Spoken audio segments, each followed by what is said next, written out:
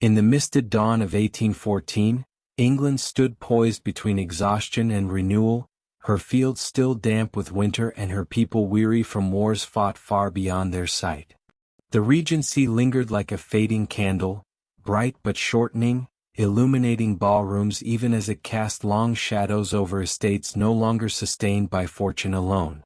It was an age that praised elegance while quietly fearing decline, and within that tension lived Lady Eleanor Ashcombe, the eldest daughter of a baronet whose name still opened doors, though his coffers no longer kept them open for long.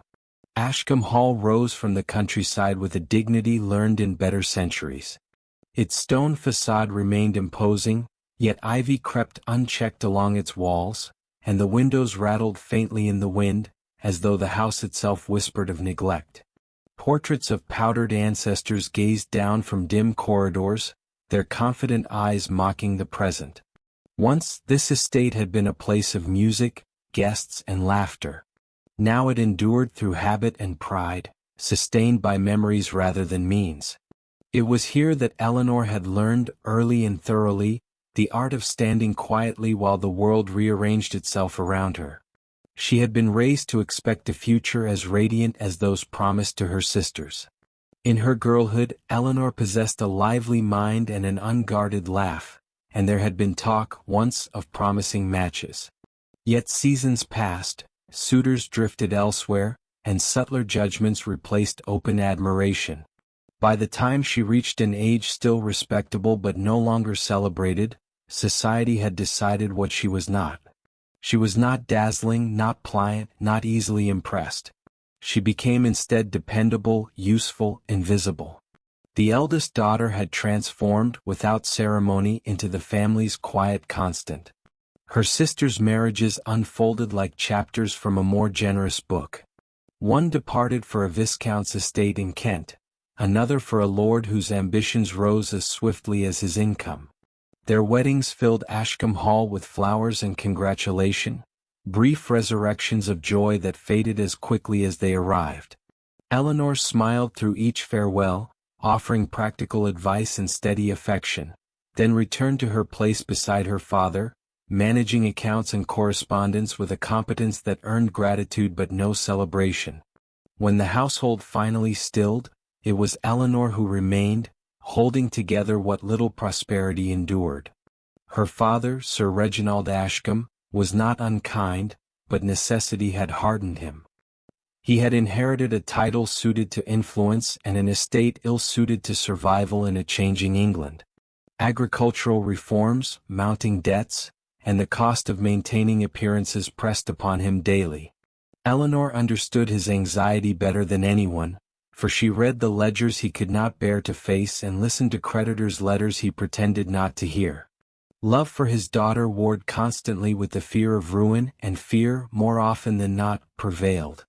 Thus the arrangement was made with an efficiency that brooked no protest.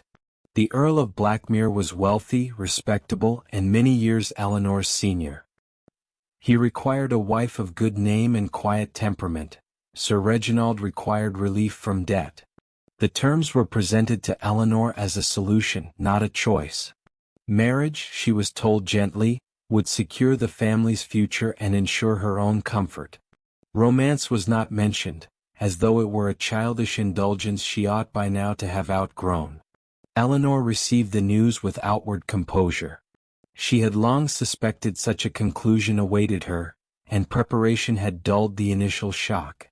Yet beneath her calm, something contracted painfully. She did not dream of passion or grand devotion, but neither could she reconcile herself to a life defined solely by obligation. The thought of surrendering her remaining independence to a man who viewed her as a convenience struck her as a quieter kind of annihilation. She wondered, in rare moments of bitterness, whether her usefulness had finally rendered her disposable. In the days that followed, Eleanor moved through Ashcombe Hall as though it were already a place she had left behind. She packed with restraint, selecting items that belonged to her alone, and paused often to consider objects she would never see again. Her mother's writing desk, untouched since her death, yielded old letters filled with wit and hope, reminders that another woman had once imagined more for herself within these walls. Eleanor read them late at night, candlelight trembling across the page, and felt both comforted and provoked by the knowledge that endurance was not the same as contentment. Gradually, a decision took shape, not dramatic but resolute. Eleanor did not flee in pursuit of love, nor from a belief that happiness waited conveniently beyond the next mile. She fled because to remain was to accept a story written entirely by others. The realization startled her with its clarity. If she was to live within constraint, she would choose the terms herself. That single conviction steadied her more than any promise of rescue. On the morning she intended to leave, the estate lay silent beneath a pale sky. Eleanor dressed plainly and moved through familiar corridors with a tenderness that surprised her. She paused once at the threshold, listening to the house breathe, and acknowledged the life she was abandoning. There was fear, certainly, but also relief, sharp and undeniable. As she stepped beyond the wrought iron gate and felt the chill air of freedom settle around her, Eleanor believed she was entirely alone in her resolve. She did not yet know that her quiet rebellion had already been seen, nor that her departure would draw into motion forces far greater than her own determination. History often disguises its turning points as small, solitary acts, and Eleanor's step beyond that gate was one such moment. The world did not tremble, nor did trumpets sound, yet something irrevocable had shifted, setting her upon a path where silence would no longer be mistaken for surrender, and consequences would follow.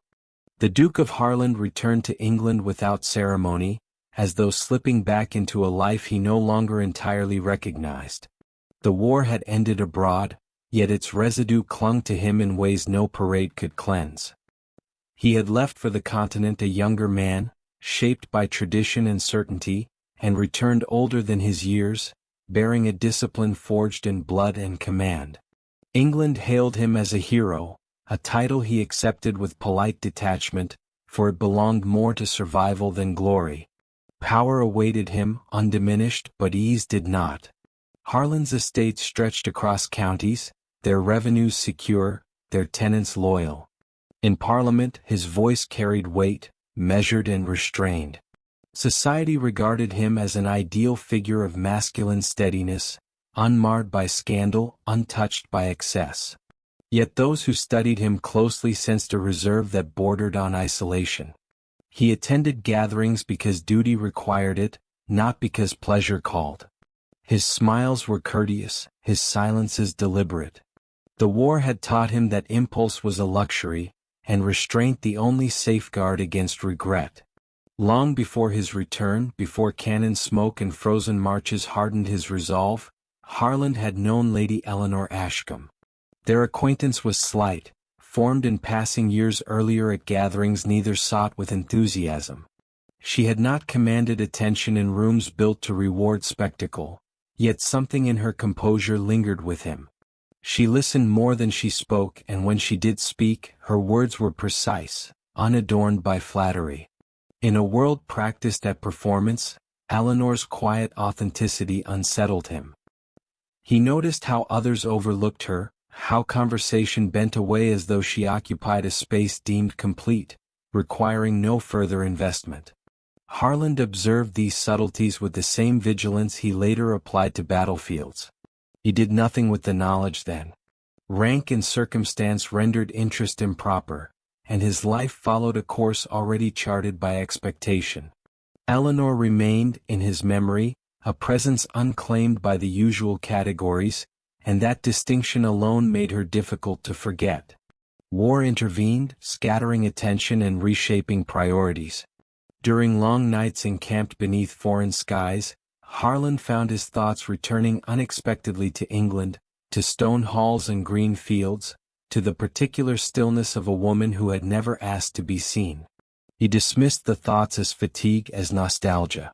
Desire, he believed, was an indulgence men of responsibility could ill afford.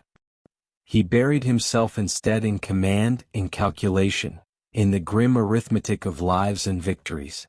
When peace returned and Harland resumed his place among England's elite, He did so with the same discipline that had sustained him abroad. Invitations arrived in abundance and he accepted them selectively. It was at one such gathering that he learned, indirectly and without emphasis, of Eleanor's impending betrothal. The news was delivered as a minor fact, a sensible arrangement resolving a family inconvenience. Harlan felt the information settle within him with unexpected weight, as though a door had been closed quietly somewhere he had not realized was open. He made no inquiry, voiced no objection. To interfere would be unthinkable, a violation of propriety and rank. Yet awareness altered his perception. He recalled Eleanor's attentiveness, her intelligence shaped by necessity rather than indulgence. The notion of her bound to a life negotiated for convenience troubled him more than he cared to admit. He understood too well the bargains made in the name of stability. He had made many himself. The difference lay in choice, and Eleanor seemed absent. Harlan began to watch, discreetly and without intention to act. He learned what he could through conversation, through the careful reading of silences. He understood Sir Reginald's debts, the pressure bearing upon Ashcombe Hall. He recognized the inevitability others accepted without question. Yet inevitability, the war had taught him, was often merely unchallenged assumption. Still he restrained himself. Intervention risked scandal, and scandal threatened not only Eleanor but the fragile honor she possessed. The decision to prepare rather than protest emerged gradually. Harlan ensured that a carriage would be available at a moment's notice, that trusted servants remained attentive without explanation.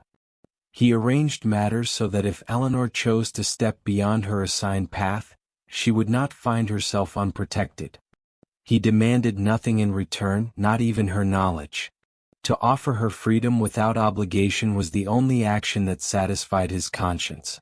On the morning Eleanor left Ashcombe Hall, Harlan arrived before dawn, his presence concealed by the lingering mist. He waited at the wrought iron gate, mounted and silent, listening to the countryside awaken. In that stillness he confronted the risk he had accepted. If she did not come, he would depart unseen, his role erased. If she did, everything would change, not through declaration but through acknowledgement.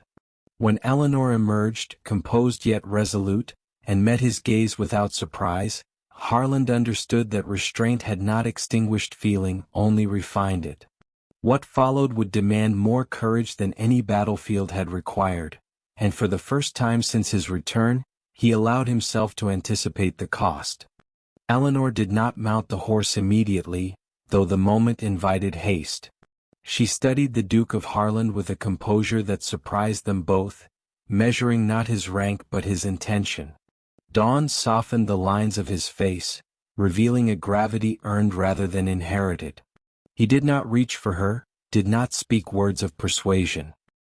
He waited, allowing her the dignity of decision, and in that restraint she sensed a respect unfamiliar yet unmistakable. They rode without spectacle, keeping to quiet roads while the countryside unfolded in measured rhythm. Conversation came slowly, not from reluctance but from caution, as though both understood that careless words might cheapen what silence had preserved. Eleanor spoke first, not to thank him but to clarify. She would not be carried from one arrangement into another. Harlan listened, absorbing her words with the same attention he once gave orders that determined lives. He answered plainly, offering safety rather than promise and freedom rather than claim. As the miles passed, Eleanor felt the tension within her loosen, replaced by a wary steadiness. Harlan did not speak of love, nor did he invoke sacrifice. Instead, he acknowledged the cost of defiance and his willingness to bear it alone if required. Such honesty unsettled her more than any declaration might have done. She had prepared herself to resist persuasion, not sincerity. The road ahead remained uncertain, yet for the first time it belonged to her. News of her departure reached Ashcombe Hall before evening. Sir Reginald's shock hardened swiftly into fury, sharpened by fear of disgrace. Letters were sent, inquiries made, and whispers spread with practiced efficiency. Eleanor's name traveled swiftly through drawing rooms, transformed into speculation and judgment. The Earl of Blackmere withdrew his interest with injured pride, leaving behind the very ruin the marriage had been meant to prevent. Harland anticipated this outcome and did nothing to soften it. Responsibility, he believed, demanded truth, not concealment. When Eleanor learned of the consequences, guilt threatened to overtake resolve. She confronted Harland with the knowledge that his intervention had worsened her family's position. He received her distress without defensiveness.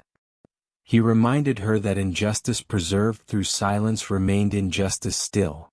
If her father's estate fell, it would fall honestly without the purchase of her obedience.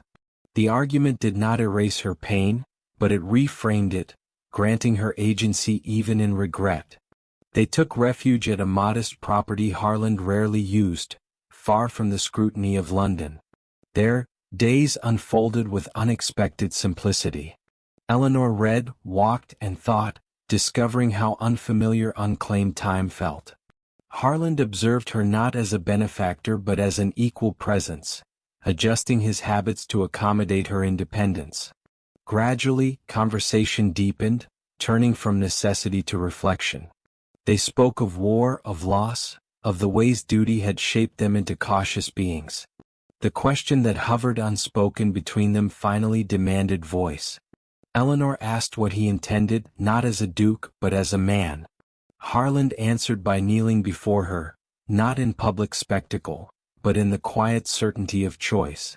The gesture carried no command. It stripped his power of assumption, offering instead vulnerability. He asked her to consider a life with him, not as refuge but as partnership, contingent upon her consent. Eleanor did not answer immediately. She required time to understand the enormity of what he proposed. Acceptance would bind her not only to Harland, but to scrutiny, expectation, and a world quick to reinterpret her past as strategy. Refusal would preserve her independence at the cost of companionship she had come to value. Harland accepted her hesitation without pressure, rising from his knee as calmly as he had descended, leaving the decision entirely hers. When she finally spoke, her answer was conditional, precise, and resolute. She would choose him only if her voice remained her own, if marriage did not erase the autonomy she had claimed. Harland agreed without reservation, recognizing that equality was not conceded but practiced. Their accord was sealed not by promise of happiness, but by mutual recognition of worth. Society would later narrate the story differently, smoothing its edges into romance and scandal alike. Yet the truth endured quietly between them. Eleanor Ashcombe did not become remarkable because a duke chose her. She became remarkable because she chose herself, and in doing so inspired a powerful man to kneel. Their union marked no revolution visible at once, but it altered the private understanding of power and respect. England continued to change as it always had, unaware that one of its most enduring shifts had occurred without applause at dawn, where freedom was offered and accepted without demand.